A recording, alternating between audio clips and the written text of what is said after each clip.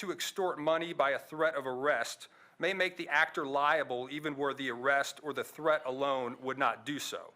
In particular, police officers, school authorities, landlords, and collecting creditors have been held liable for extreme abuse of their position.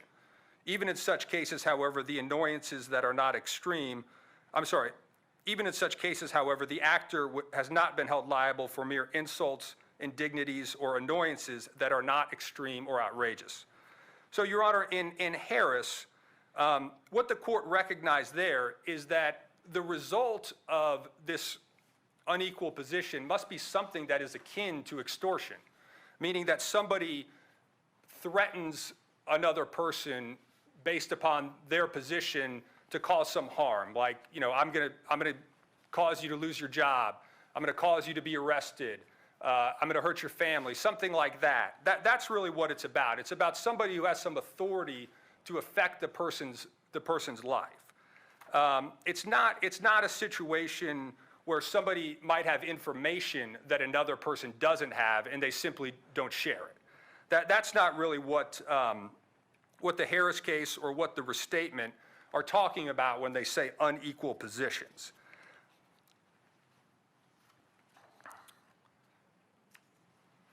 Now, Your Honor, moving on to the assertion of illegal rights.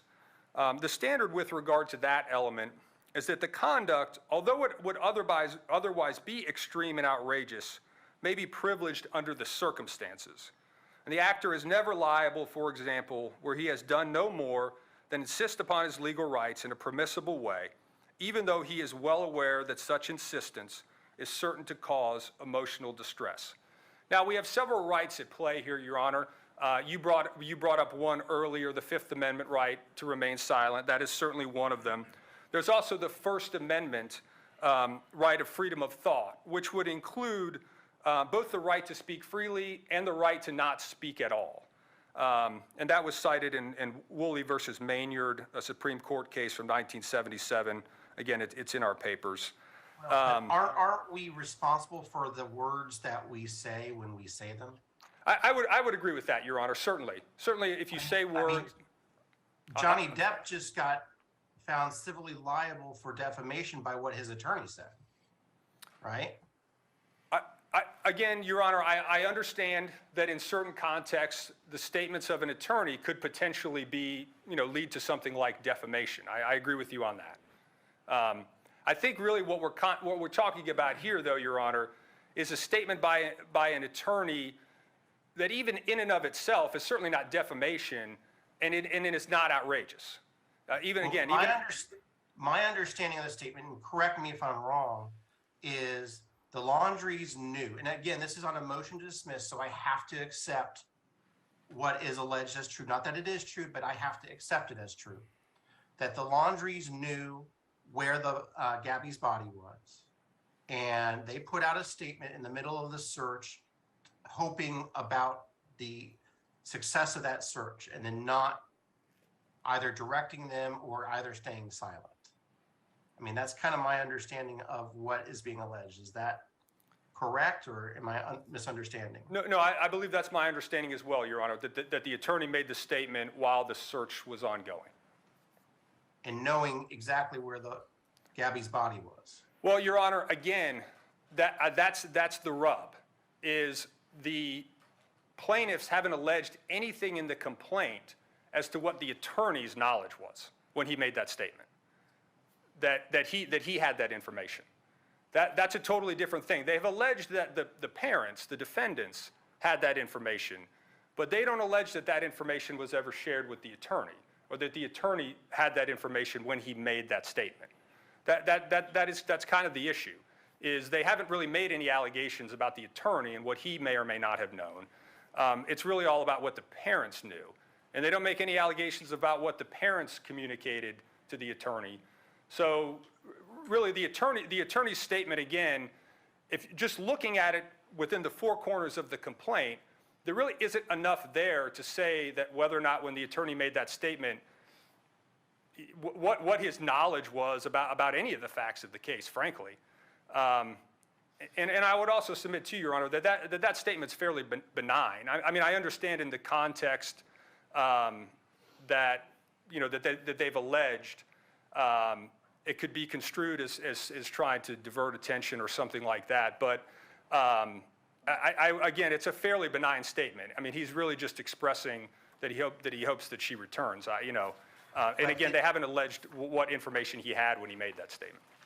Isn't the context really what's important here? And that's what the second DCA said in that insurance case where the adjuster denied coverage and did so knowing that the person didn't have long to live and just wanted to outlive the person.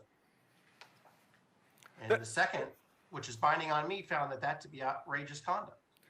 That is true, though, Your Honor. In that case, the second DCA said that the actions of the insurance company in simply denying the claim, even though they had been ordered by a judge of compensation claims to pay the claim, that in and of itself would not have been outrageous.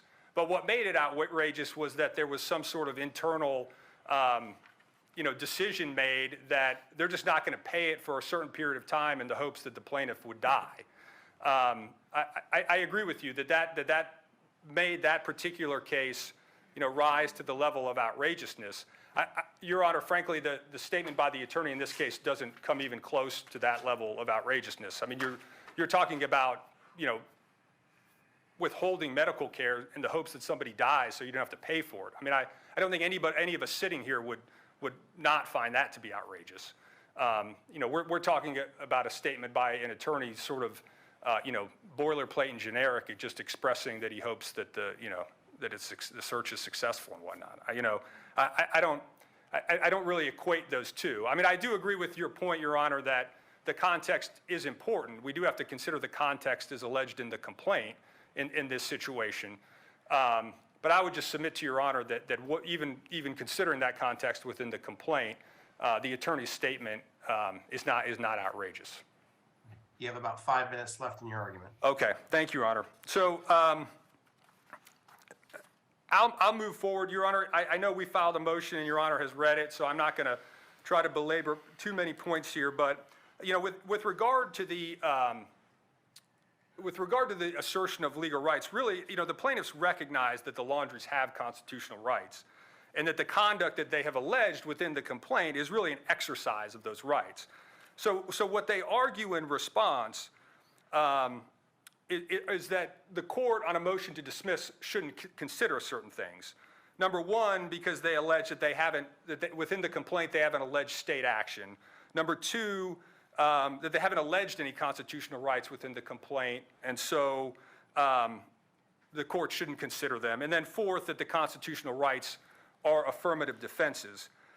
Your Honor, with regard to the state action argument, as an initial matter, just because the government isn't trying to compel someone to do something doesn't mean constitutional rights don't go away. If you don't protect your own constitutional rights, even when the government's not trying to do something to you, then you would likely waive them. If the defendants in this case had made a bunch of statements, even if those statements weren't to law enforcement, those statements could absolutely be used against them. So, in that sense, Your Honor, those rights exist, irregardless of whether the state is involved. Your Honor, also, as a second point, there is state action involved here. And one of the cases we cited to Your Honor in our motion sort of sums it up. It's Gerber versus Longboat Harbor, North Condo. It's a Middle District of Florida case from 1991.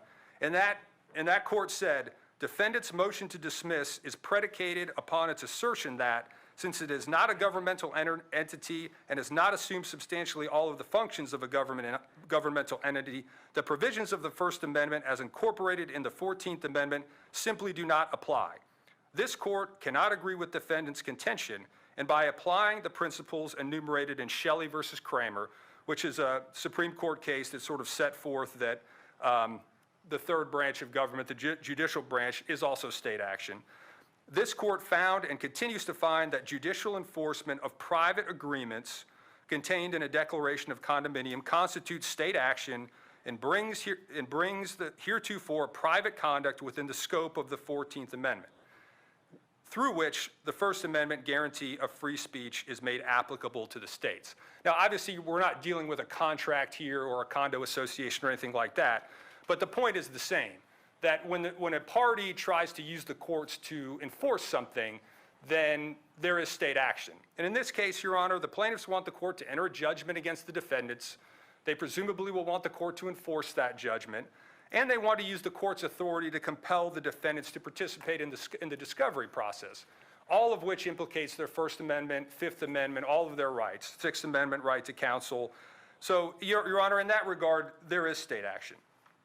I addressed the criminal investigation earlier, so I won't go through that again. Your Honor, with regard to the four corners of the complaint argument, like I said before, the Laundries are residents of Florida. It's alleged in the complaint. As such, the Constitution fully applies to them, and the court can consider those rights. The plaintiffs are essentially asking the court to force the defendants to go through discovery, pretrial proceedings, summary judgment, just to get to the point where the court finds that the defendants have constitutional rights. That's just a waste of judicial resources and the resources of the parties. Your Honor, with regard to the affirmative defense, nobody cited any cases where the legally permissible element is labeled an affirmative defense. I certainly haven't seen anything where it's the defendant's burden to prove that if there were to be a trial such that it would be an affirmative defense. Rather, the legally permissible element is really intertwined with the outrageous element. In the seminal case of Metropolitan Life versus McCarson, which is the Florida Supreme Court case that established the cause of action, the court explained how it applied in that case. And it said, the facts as a matter of law are not so outrageous in character and so extreme in degree as to go beyond all possible bounds of decency. Rather, the insurance company, according to the terms of the policy, had the right to demand proof of ineligibility for Medicaid, from Medicare. And then it goes on and it says, Metropolitan did no more than assert legal rights in a legally permissible way. As such, Metropolitan's actions are privileged under the circumstances. So, Your Honor, it's not really a defense, it's really part of the outrageous calculus, the outrageousness calculus, that the conduct isn't legally outrageous if there is a privilege or a legal right that's being asserted. And Your Honor, we cite some additional cases in our reply that I'll rely upon in that regard. Your Honor also said that even if this is an affirmative defense, which I don't think it is, the court can consider an affirmative defense if it is apparent from the face of the complaint. Your Honor, we would argue that constitutional rights are apparent from the face of the complaint. They allege a crime was committed. They allege an attorney was hired. So it's not a situation where the court can't consider the defendant's constitutional rights. And in fact, in the case Huzzar versus Gross, which we cited in our papers, it's the first DCA case from 1985. It's a defamation case. And in that case, the court was considering a First Amendment privilege on a motion to dismiss and held that trial courts, upon motions to dismiss, routinely make decisions as to whether a privilege applies to protect an allegedly defamatory statement. So again, in that context, the court held that on a motion to dismiss, the court can consider a constitutional right of a defendant if that constitutional right is their defense. Okay, well let's just ask. I know you have identified what you contend is one crime, which is to actively assist Brian evade capture, essentially. Assuming, of course, that this is not within the four corners. I mean, we know outside of the four corners, but not in the four corners. Is there an allegation that there was an arrest warrant out for him? But assume, for the sake of argument, that is sufficient for purposes of us to find that there was some sort of active crime, if you will. Is there any other crime that the Laundries have been accused of or could potentially be accused of? Because before you can invoke a constitutional right to remain silent, there's got to be a crime, right? Well, Your Honor, there doesn't necessarily have to be a crime. You just have to believe that you may be in jeopardy of a potential investigation. Well, doesn't the case law talk about it has to be a chain in the causation towards a crime? Your Honor, I don't disagree with you on that point. What I'm saying, though, is there doesn't have to be a formal investigation. If I left this courtroom and committed a crime and nobody knew about it, I'm not obligated to go confess that crime. Like, I can assert my silence for as long as I feel like I need to protect myself. Well, let me ask you this, because, the case law I'm familiar with is in a deposition, the Fifth Amendment would have to be invoked as to each specific question. So, for instance, if the question is, what is your name? You might not have a Fifth Amendment right to not answer that, depending on the context of the alleged crime. So I get back to what is the crime here? And isn't that really something that we need more pleadings to be able to accurately identify so that I have a better standard as to whether or not your Fifth Amendment argument actually is applicable? I don't think so, Your Honor. Certainly the plaintiffs have alleged criminal conduct, most of which by Brian Laundrie. I'll agree with that. But they do allege that the Laundries, potentially were trying to assist Brian Laundrie in leaving the country, which could be an obstruction, could be something else. There could be, again, we're not leaving the complaint when we talk about that. And so in that regard, the defendants still wouldn't have an obligation to speak about other things that may be sort of tangentially related to the whole situation, if there is potentially a crime involved. Your Honor, in Miranda versus Arizona, the Supreme Court held the privilege is fulfilled only when the person is guaranteed the right to remain silent unless he chooses to speak in unfettered exercise of his own free will. So it's the defendant's exercise. It's not something where, the defendant can maintain his silence only with regard to certain things. If he's not being compelled to answer questions, he doesn't have to speak, period, at all. Again, from Miranda versus Arizona, the privilege has come rightfully to be recognized in part as an individual's substantive right, a right to a private enclave where he may lead a private life.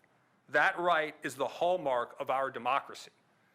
So again, Your Honor, it's not, in Miranda versus Arizona, the court wasn't parsing what questions the defendant can or cannot answer. They said the right is a private enclave where a person can lead a private life. They can maintain that privacy for as long as they're able. Now, of course, like there are certain situations if defendant is subpoenaed to testify, perhaps certain questions could be parsed, like what the person's name is or something, as long as that's not incriminating, which in some contexts it is. This is, again, going to the plaintiff's argument, they haven't alleged that anybody was compelling anybody to do something and they refused or something like that. In that context, everybody has the right to their private enclave. They don't have to come and affirmatively state everything they know about everything. That's just not the way our society works. It's not the way, it's not how the Constitution works.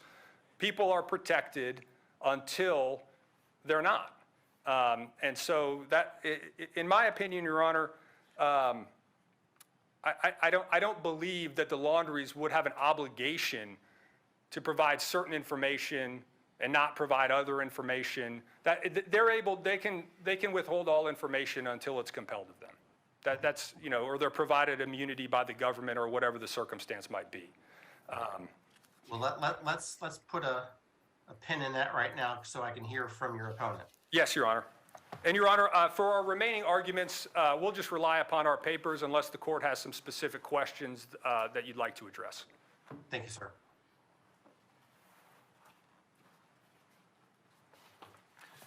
May it please the court. Your Honor, this case is not simply about the silence of Christopher and Roberta Laundrie, who knew that their son had brutally murdered Gabbi Petito. It's not simply about their callous refusal, despite pleas from the Petito family, to speak up about whether or not Gabby was alive and if she wasn't, where her body was located. It's about a course of conduct that they committed from the moment they learned on August 28th of 2021 that their son had brutally murdered Gabby Petito up until the time that her body was found. And as this court has already noted and pointed out, that includes the statement that was made the one time they decided to speak up. They spoke up through their attorney, and I'll touch upon the importance of that in a little bit. As the court knows, you're bound to accept as true all of the facts alleged in the four corners of the complaint, and I'd just like to review what some of those allegations are. Well, let me ask you this, Mr. Riley. And let's lay aside the statement that the attorney made on behalf of the Laundries. What duty did the Laundries have to do anything to help Mr. Petito and Ms. Schmidt? That's a fair question, Your Honor, and I've struggled with the answer to that particular question, and I guess maybe by answering this I'm deflecting, but my answer is this. It's about what they did with the information that they have, not just not disclosing what they knew to the Laundries. And by the way, they could have, to the Petito family, excuse me, they could have made an anonymous phone call and said where the body was located, and that would have helped this situation tremendously. They knew, starting on August 28th of 2021, that Gabby was dead.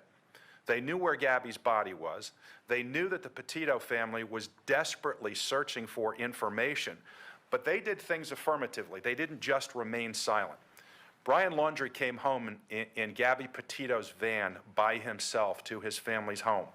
That family, knowing that Gabby was dead, knowing their son had murdered her, knowing where the body was, and in particular, knowing that Joseph Petito and Nicole Schmidt were desperate to learn where their daughter was located, they went on vacation.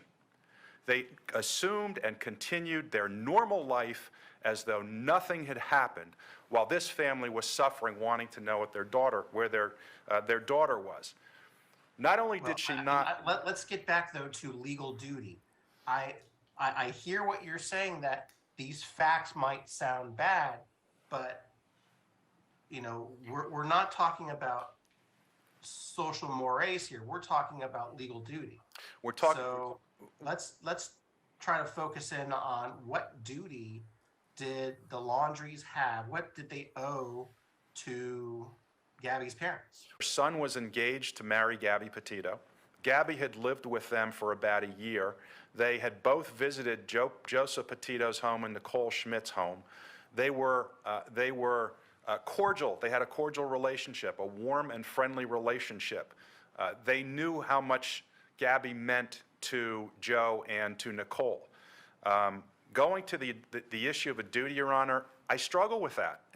Admittedly, it's difficult to say what it is, and that's why I'm saying there was a course of conduct that they did that was outrageous, culminating, in my view, in the statement that was made by their attorney, who, as Your Honor pointed out, is their agent.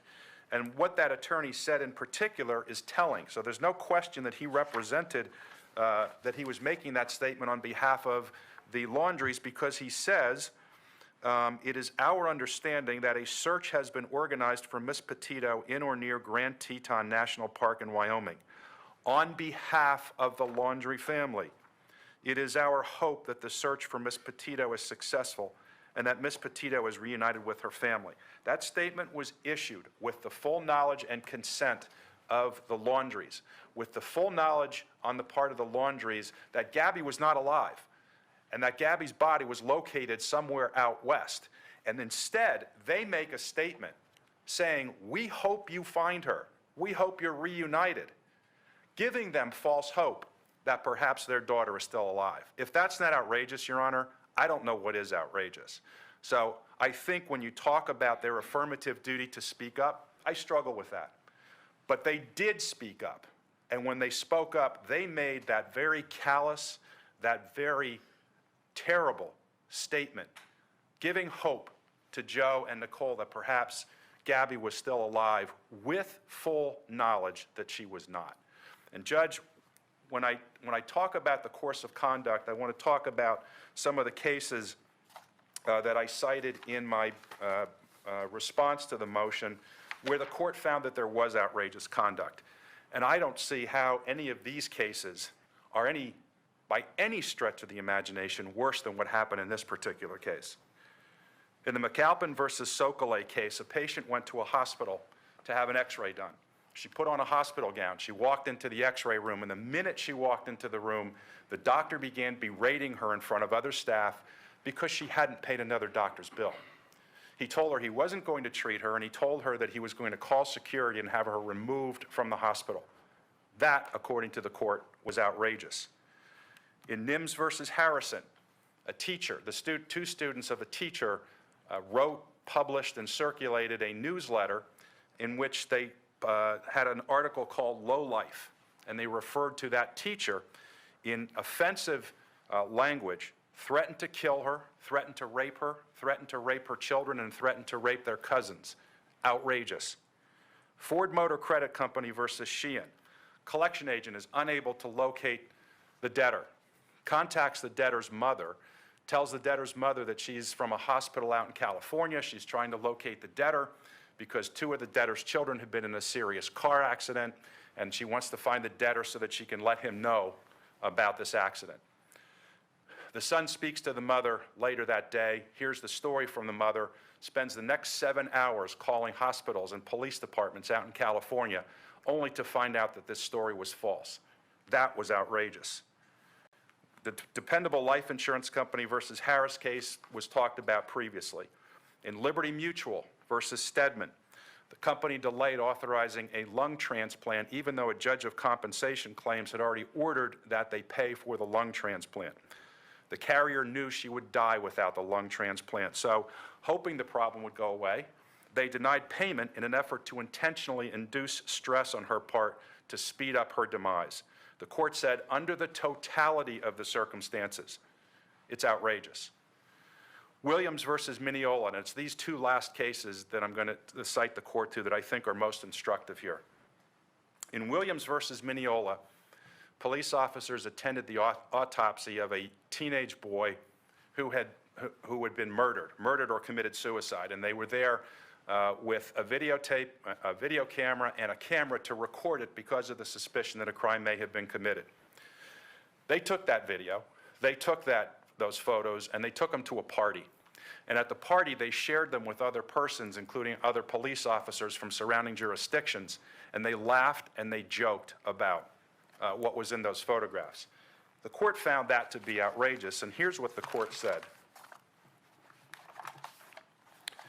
As for what is outrageous or reckless or what is not, we emphasize that our society, as reflected, for example, in decisions of the courts of Florida cited earlier in this opinion, shows a particular solicitude for the emotional vulnerability of survivors regarding improper behavior toward the dead body of a loved one, and the special deference paid by courts to families' feelings where rights involving dead bodies are concerned is central to our decision.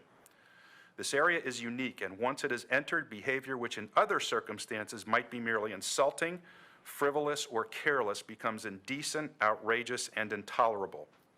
One obvious reason is that the bereaved are already suffering psychic trauma because of the loss of the loved one, and are especially sensitized to any disrespect or indignity directed at the deceased body or a representation of it. The potential for severe emotional distress is enormously increased in that situation. All of this is well known to the ordinary person, and so a level of carelessness or callousness, which might not be considered tortious in other situations, can show outrageousness and recklessness when a dead body or a picture of a dead body is involved. Well, Mr. Riley, how is a statement, "We hope this search is successful," how is that in itself outrageous? It's a lie. It's said with knowledge that there's no hope of finding her alive because she's dead. It's said with an intention to give false hope to a family that their daughter may be alive. That's outrageous. And at this particular point in time, they had been begging the Laundries to tell them where their daughter was, and this is the statement that they issued. The one time they chose to speak up, this was the statement that they issued. A lie that gave false hope to Gabby's parents that perhaps she might be alive. The other case, Your Honor, that I think is instructive is the Thomas versus Hospital Board of Directors case, and I think this one may be even more instructive. In that case, during I believe it was a hip transplant surgery, the decedent died. She died of cardiac arrest.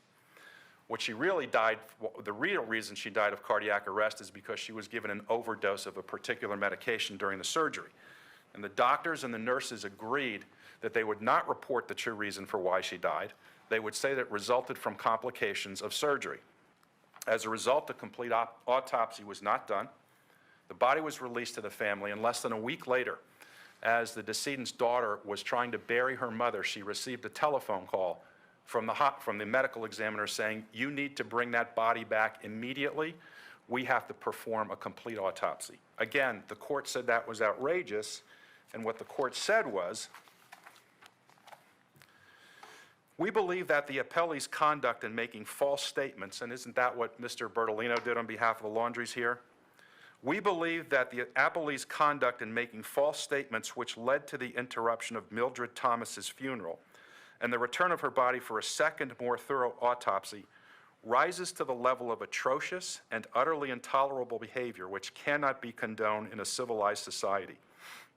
As noted in Stedman, when an actor has knowledge that the other person is peculiarly susceptible to emotional distress," and the Laundries knew that because this family publicly said they were distressed trying to find their daughter, "the actor's conduct may become heartless, flagrant, and outrageous when the actor proceeds in the face of such knowledge. We believe that in a situation where a person's loved one has died, it would be apparent to anyone that the person would be susceptible to emotional distress, and therefore that the action of providing false information concerning the loved one's cause of death meets the standard for a claim of outrage." In this case, they provided false information, a false impression, knowing that Gabby was dead, that she was still alive and she could be found by the family if they were searching in the right place. So I also think under the restatement of Tort Section 46, comment F says, "The extreme and outrageous character of the conduct may arise from the actor's knowledge that the other is peculiarly susceptible to emotional distress by reason of some physical or mental condition or peculiarity. The conduct may become heartless, flagrant, and outrageous when the action proceeds in the face of such knowledge, where it would not be so if he did not know." And that's basically what the Williams court was saying, and that's what I'm saying in this instance. The Laundries knew of the fragile emotional state of Joseph Petito and Nicole Schmidt at the time that that statement was issued. They knew that she was not alive. They knew that the family was hoping to find her, and they put out a statement as though they were supporting them, saying, "We too, we know she was our son's fiance, and we hope that you find that body too, or you find her and the family is reunited," excuse me. That's callous. That's callous, it's shameful, and it's outrageous. And by the way, the only reason that Mr. Bertolino is not a defendant in this action is because he's not a citizen of the state of Florida. I think there's also support for our position under comment E to the restatement, which says unequal position of the parties in a relationship where one asserts and has the powers to affect the interest of the other may also supply the heightened degree of outrageousness required for a claim of intentional infliction of emotional distress. Here, the defendants clearly had the power to affect the interests of the plaintiff because they could have told them where her body was located, and they chose not to do so. Your Honor, I don't think there's any question, there's been nothing raised, at least by counsel in his argument, that the conduct didn't cause severe emotional distress to my clients, to the extent that they would suggest and have suggested, well, they were already distressed anyway, so all we did was increase their harm. I guess it's okay to kick someone when they're down, according to the Laundries. But going back to those two cases that I cited earlier involving dead bodies, the parties were already grieving, and it was the conduct after death that the court found was outrageous. and permitted the case to move forward. So I think we have the issue of their conduct was intended to harm, or certainly what they did, they should have known was likely to cause severe emotional distress to my clients. We clearly have an outrageous conduct on their part. I think we have established that the conduct caused more emotional distress. It doesn't have to be the only cause of their distress. If it increases, that's sufficient to recover. And I don't think they're contesting at all that the emotional distress was severe. So I'll move on to the suggestion that the defendants get to raise affirmative defenses at this point in time. Well, and thank you for doing that, because my question there is, I mean, the rule is that I can address it if it is apparent within the four corners, and effectively you alleged conduct which arguably could be considered criminal on behalf of the defendants. So why can't I consider the Laundrie's constitutional right to remain silent and other constitutional rights within the context of ruling on this motion to dismiss? Well, Judge, I'm curious to find out what conduct it is that the complaint says the Laundries committed that was potentially criminal. So if the answer is they were harboring a fugitive, there were no charge. Again, we're outside the record, but to my knowledge, or outside the four corners of the complaint, but the complaint doesn't allege that there were any charges pending against Brian Laundrie at the time. So they couldn't have been harboring a fugitive. Are they? I'm not sure the absence of charges is the criteria that we use. Well, Judge, what this is forcing me to do to address that is to go outside the record, which is not what we're supposed to do, to say he wasn't running. According to everything we know, the police knew where he was. So he wasn't a fugitive, so they weren't harboring a fugitive. I don't know what were the accessories after the fact. I don't know. Is there something they want to confess to? I'm happy to hear it, but I don't know that anywhere within the four corners of the complaint there's a suggestion that the Laundries were under investigation for a crime or that they had committed a crime. So first of all, I think we shouldn't even be considering this as an affirmative defense. Secondly, you can't look at the complaint and determine was there an investigation into them and what were the crimes. So I don't think the Fifth Amendment applies.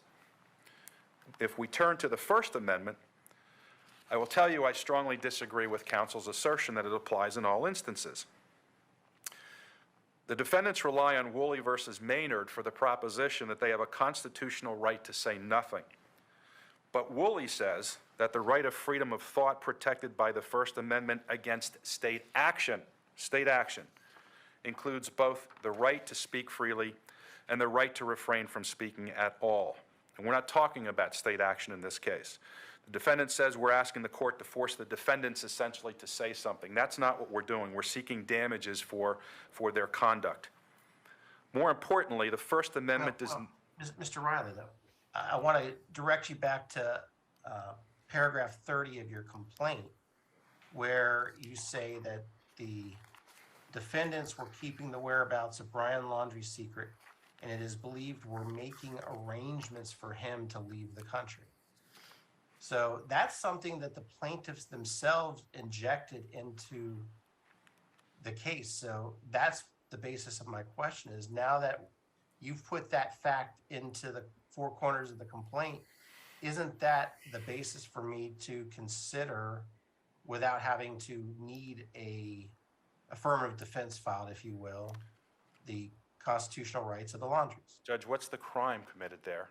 What's the crime if they are making efforts to try to remove him from the country? He's not been charged with anything. He's not a fugitive. There's not, that itself does not suggest that they were committing a crime. There has to be an underlying basis.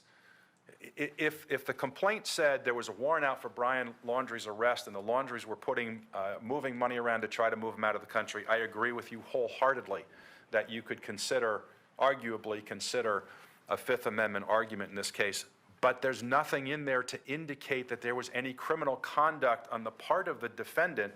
There's a statement that says they were moving money around to try to get him out of the country. Is that unlawful as it's pled in this complaint? No, it's not.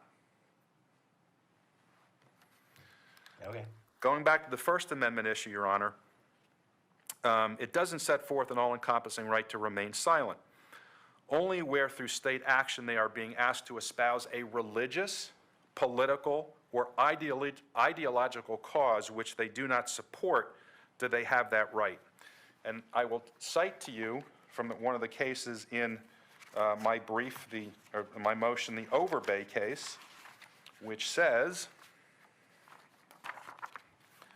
freedom of speech includes both the right to speak freely and the right to refrain from speaking at all.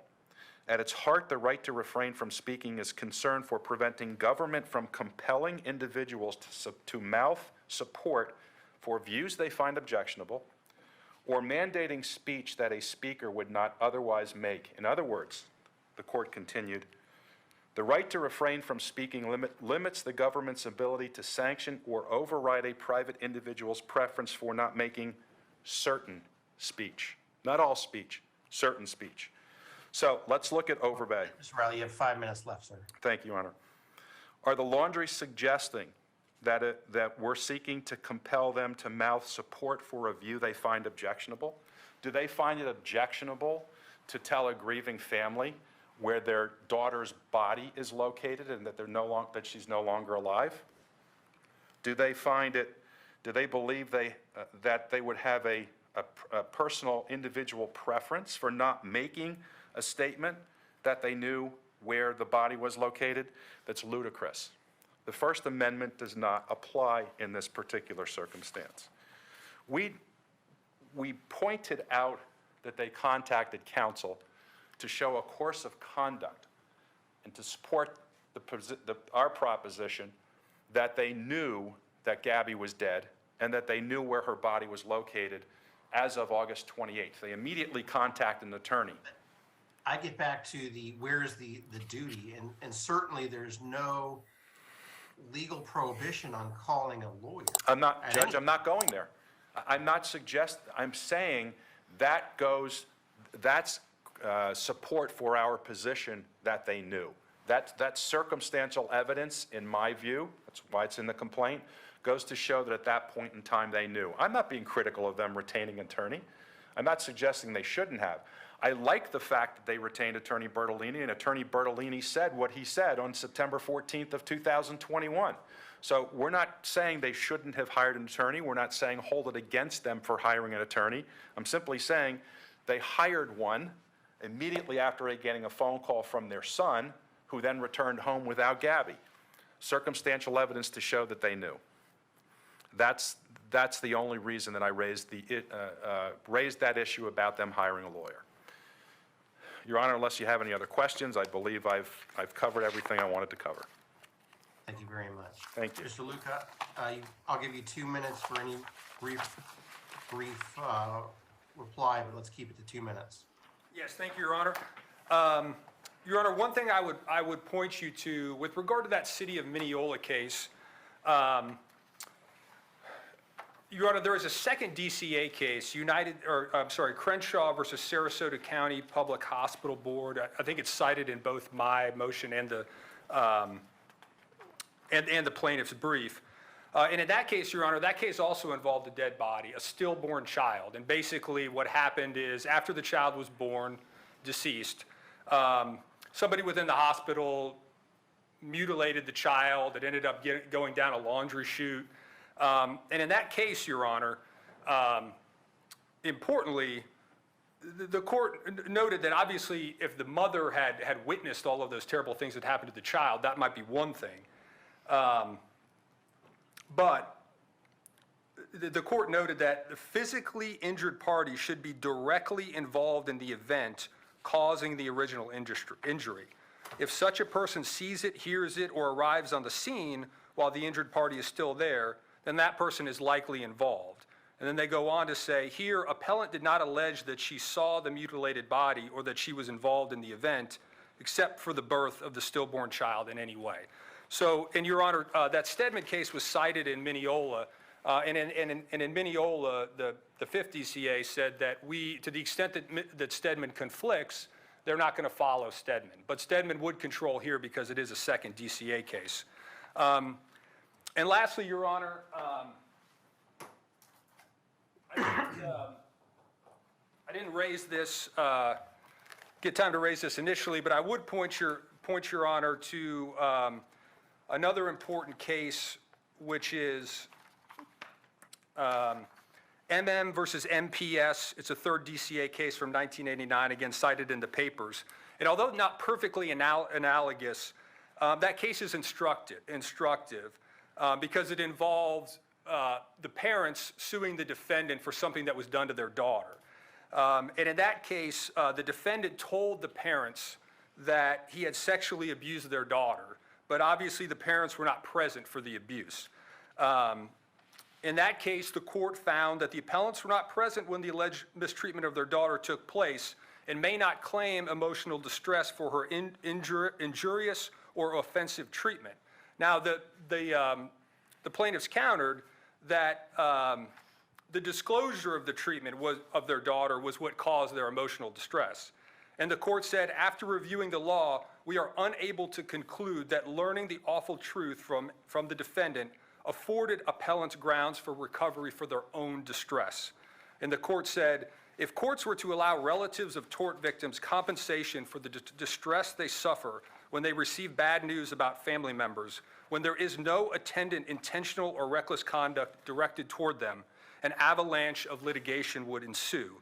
Compensation is available for actual harm to the victim. Only in carefully prescribed circumstances is compensation permitted for relatives who suffer emotional distress. It is not lack of compassion, but necessity that restricts relief to the immediate victim. And Your Honor, in this case, I would just submit to Your Honor that allowing a cause of action like this to proceed would create an avalanche of litigation that the tort was never intended to cover. Thank you, Your Honor. Thank you both for your arguments. I will do my best to get a written order out within 2 weeks of today. Anything else in this first case before we recess the first case? No, Your Honor. No, thank you, Your Honor. May I be excused? Yes, sir. I don't represent any parties in the second case, so. That's fine. While Mr. Luca is cleaning up, is there anybody that's going to be here in the second case, which is Nicole Schmidt as administrator of the estate of Gabrielle Verona Petito versus Barry F. Spivey as curator of the estate of Brian Laundrie, case number 2022 CA 2115SC? Your Honor, Patrick Riley on behalf of Nicole Schmidt as personal representative of the estate of Gabrielle Petito. Okay. And has anyone appeared for the respondent? No one, to my knowledge, has appeared. As Your Honor knows, Attorney Spivey, there was an order entered at the request of Attorney Spivey that because it was the Laundrie family who filed the objection to the claim that was made against Brian Laundrie's estate, they should defend the action. An order was entered appointing them ad litem to defend the action. It's been more than 20 days since I served the complaint on Mr. Spivey, but out of an abundance of caution, I'm giving the Laundries a period of time to respond, although the information that I have is that they are not going to and that a default will be entered. Okay. Well, Deputy Velez, if you could sound the halls for Barry Spivey as curator.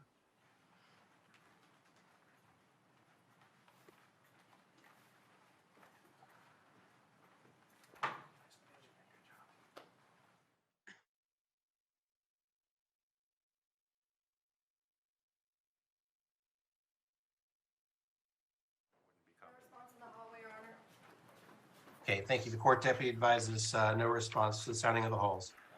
Okay, well, what's your intentions then in this case, Mr. Riley?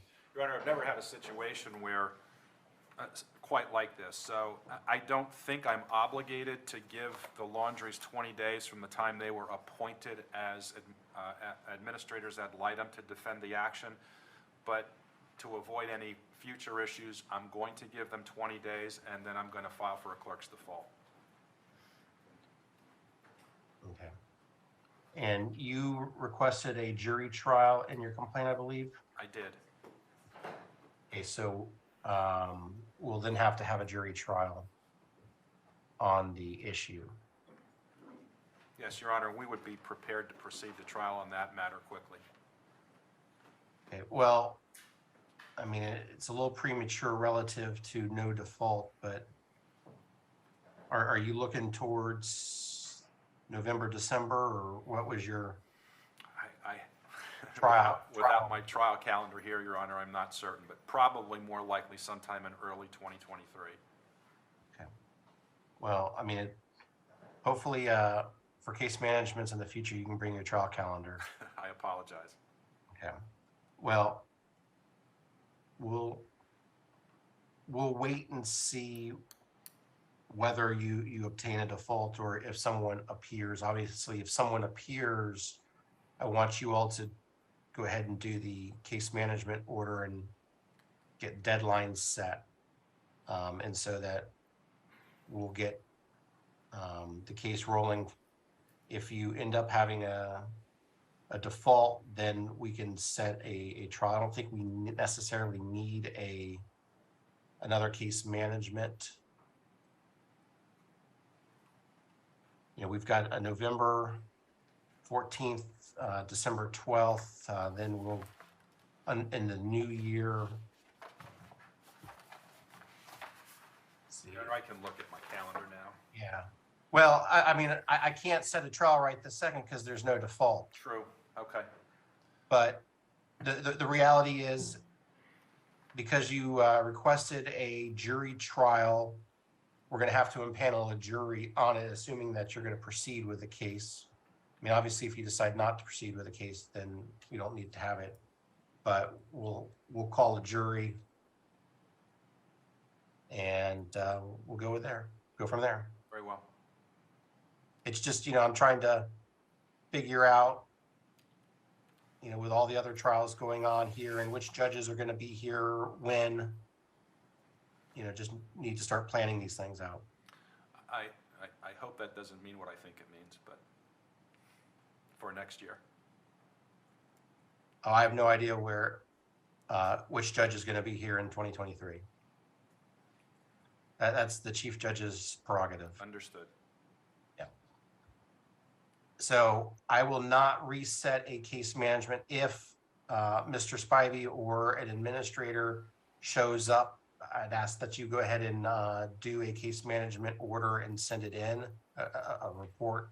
If it is a default, send my judicial assistant word that the default has been entered and a couple of dates on our trial calendar where you're looking for the trial to be had, and then we'll go from there. Thank you. If assuming that there is a default, how many days of trial are you anticipating?